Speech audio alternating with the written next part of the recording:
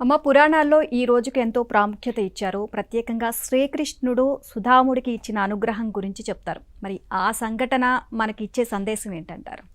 ఒక మనిషి పక్కన ఉన్నా సరే మన దగ్గర ఉన్నదాన్ని వాడికి ఇవ్వకుండా మనం అనుభవించడం అనేటువంటిది ఎంత తప్పు అనేది సుధాముడి కథ చూస్తే మనకు అర్థమైపోతుంది.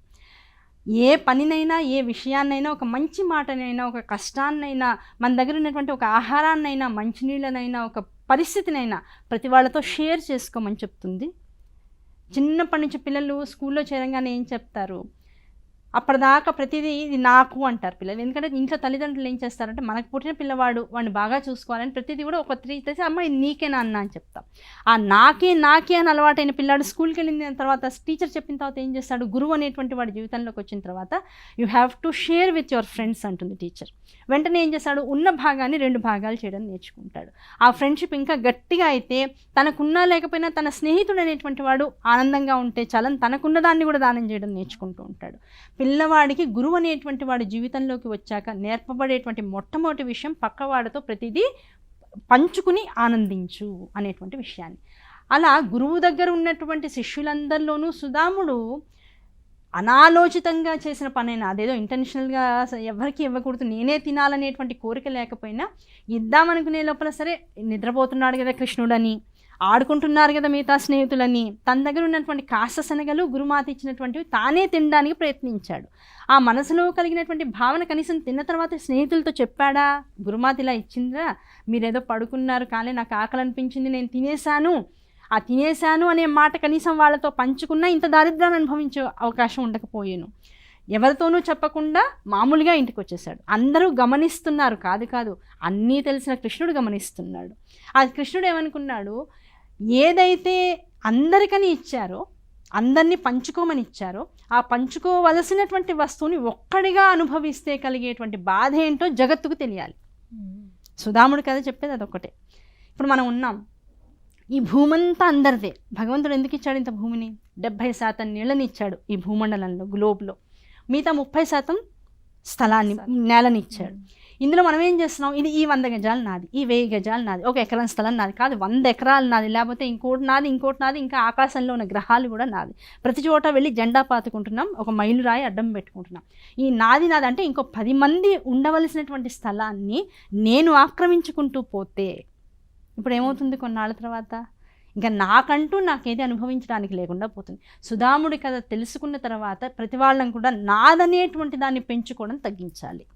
అందరి కోసం అందరం బతికే స్థితి తెలుసుకోవాలి.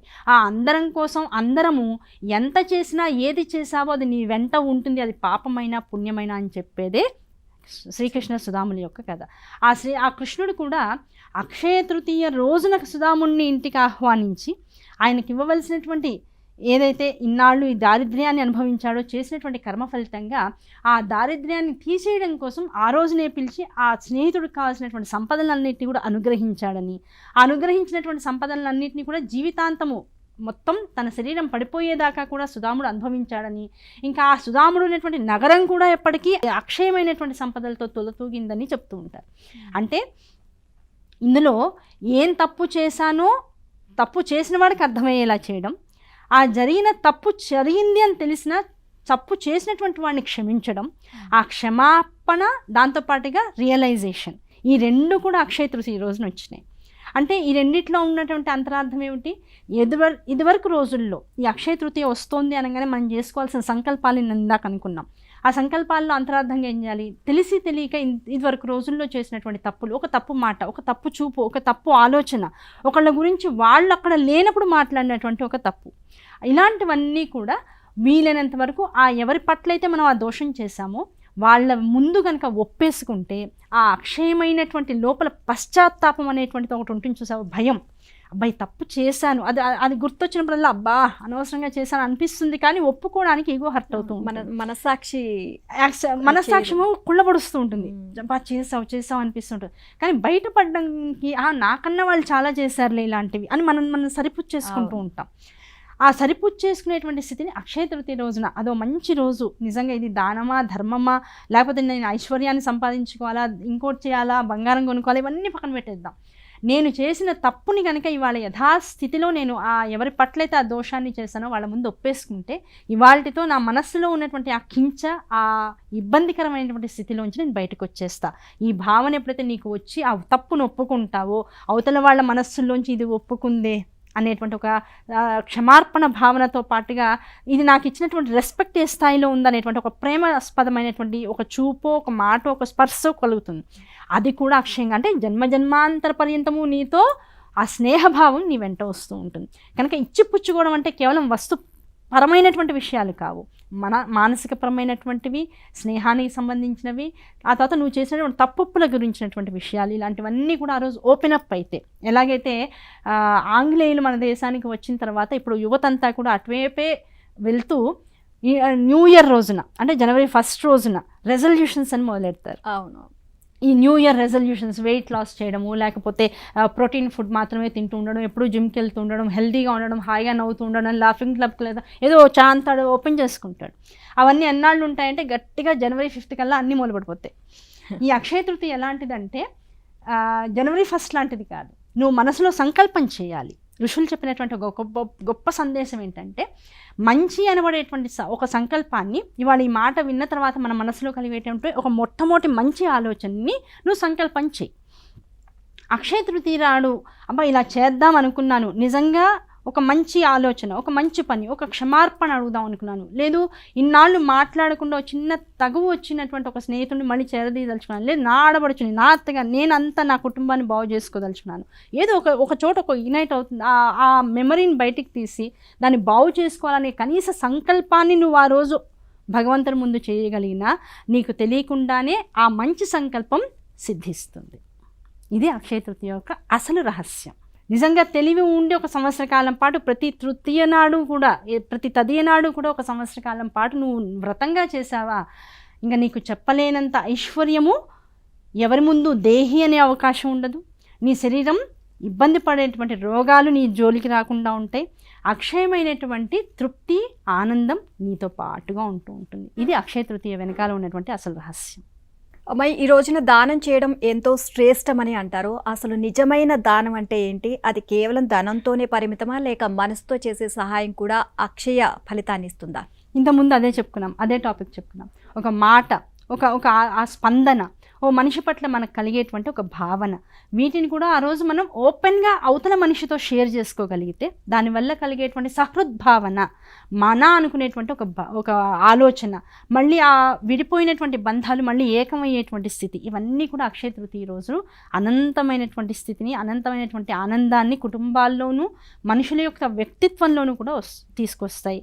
కనుక ఆనందం కోసం అక్షయ తృతీయ చేసుకోండి. కలియుగంలో ఒక పెద్ద విషయం ఏంటంటే కలి ఉండేటువంటి స్థానాలు కొన్ని చెప్పారు. కలి అంటే అర్థం ఏమిటి? ఏది మనల్ని పాడు చేస్తుందో అది, అంతే, అంతకుమించి వేరే ఇంకా పెద్ద పెద్ద మాటలు మనం మాట్లాడుకోవద్దు. కలి అంటే అర్థం ఏమిటంటే దేనిలో ఉంటే అది మన దగ్గర ఉంటే మనం పాడైపోతామో అదే కలి.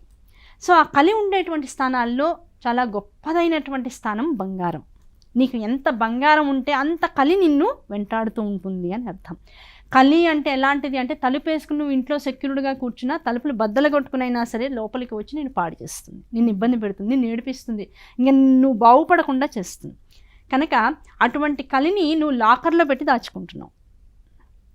అలానే అసలు బంగారం వద్దా అండి, ఇంకా మెళ్ళల్లో వేసుకోవద్దా, ఇంకా అసలు ఇంత సంపాదించి ఏమిటి మరి అంత ఎప్పటికప్పుడు దానాలు చేసుకుంటూ ఉండాలా? కాదు, నీకు ఎంత అవసరమో మొట్టమొదటి పాయింట్ నుంచి చెప్పుకుంటూ వస్తున్నాం. నీకు ఎంత అవసరమో, నీకు నీ తర్వాత నీ పిల్లలకు కూడా నువ్వు ఉండంగానే నీ పిల్లలు కూడా ఒకటో రెండో మనసులో మెళ్ళో వేసుకుంటే ఎంత ఆనందదాయకంగా ఉంటుందో, అతిగా లేకుండా ఉంటుందో. అలాగే నీ సంపదని చూసి ఎవరు ఈర్ష్యపడకూడదు, అంత సంపద ఎప్పుడూ ఉండకూడదు. ఉన్న 10 మంది ముందు దాన్ని బాగా చూపించుకునేటువంటి ప్రయత్నం చేయకూడదు. వీటిల్లోనే కలి, ఈర్ష్యాద్వేషాలు అనేటువంటివి బాగా ఉంటాయి. ఆ ఈర్ష్యాద్వేషాలు ఏం చేస్తాయి తెలుసమ్మా? కడుపు నిండా తినడానికి ఇంట్లో అన్నం ఉన్నా, కంటి నిండా నిద్రపోవడానికి ఇంట్లో మంచం ఉన్నా, హాయిగా ఇంకో 100 మంది ఇంటికి వచ్చినా పడుకోబెట్టగలిగేటువంటి స్థలం నీకున్నా దేన్ని అనుభవించకుండా చేస్తుంది ఈర్ష్యాద్వేషం. మనుషుల మధ్యలో విషాన్ని కక్కుతూ ఉంటుంది.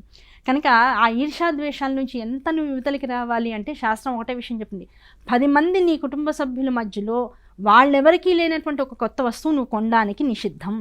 అలా నువ్వు చేయకుండా ఉంటే నువ్వు ఎప్పుడు హాయిగా ఉంటావు, నీ కుటుంబం ఎప్పుడు చల్లగా ఉంటుందని చెప్తుంది. కనుక అక్షయ తృతీయ రోజు చేయాల్సింది ఏంటంటే బంగారం కొనాలి, నీకు అవసరం ఉంది కొనుక్కో. అవసరం ఎంత ఉంటుంది? 1 గ్రామ్ ఉంటుంది. పిల్లకు పట్టీలు కొనాలని ఉంటుంది, లేదు పెళ్లి ఫిక్స్ అయింది, ఓ నగ కొనాలి, ఓ మంగళసూత్రం కొనాలి, ఇంతవరకు నీకు అవసరం. అంతవరకు నిజంగా అక్షయ తృతీయ మంచి రోజు కనుక నా పిల్ల సౌభాగ్యం కోసం నేను కొనుక్కుంటాను, అవసరార్థం కొనుక్కో. ఇంట్లో 10 తులాలు ఉంది, ఇంకో తులం కొనుక్కుంటాను, అవసరం లేదు. అలాంటి వాటి జోలికి మాత్రం అక్షయ తృతీయ రోజు వెళ్ళొద్దు. దేనికోసం వెళ్ళాలి? అవసరార్థం, ఒక మనిషికి సహాయపడాలి, నీ అవసరం తీరడం కోసం భగవంతుణ్ణి అడిగి నీకున్న కాసలో రూపాయితో ఏదైనా వస్తువుని కొంటే అది నీ ఇంట్లో అక్షయంగా నిలుస్తుంది. అవసరం లేకుండా నువ్వు ఏది చేసినా వృధా అంటాం కదా దాన్ని. సో అక్షయ తృతీయ రోజున వృధా చేస్తే ఆ వృధానే నీ జీవితంలో ఎక్కువైపోతుంది.